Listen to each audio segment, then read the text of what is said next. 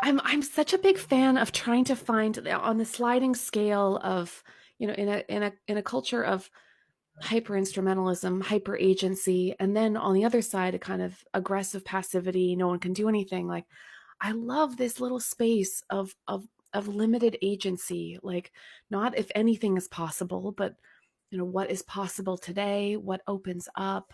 This tension between we are all agentic in our lives versus we have no control. When we say we are completely the agents of our lives, number one, I it's loved not the, true. the look on your face there. It was so gracious. It was like, how do I describe delusion? How do How do I I? describe this? Number one, it's not true. Number two, it actually sets us up for devastation, because the greater our attempts to control the uncontrollable, the more our suffering will be when we face difficult experiences.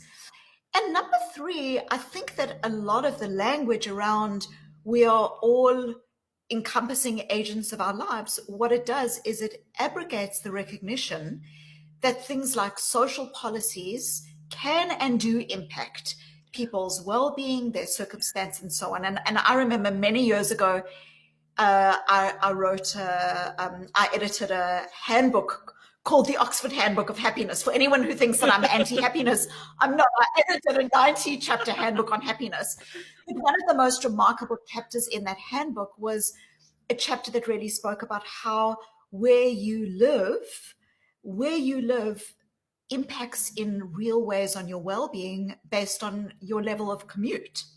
You know, that if you have, and it was such a kind of subtle but really important demonstration of how social policies, even around public transport, and about being able to have a means of earning a living in a way that is close to where you live and raising your family, is going to impact on how many hours you spend with your children, on the well-being of your families, and so on. And so I think it's really interesting, because this idea of being fully agentic, I It's know the that's right not word. a It's the word, right but I'm just word. saying, It is. Yeah.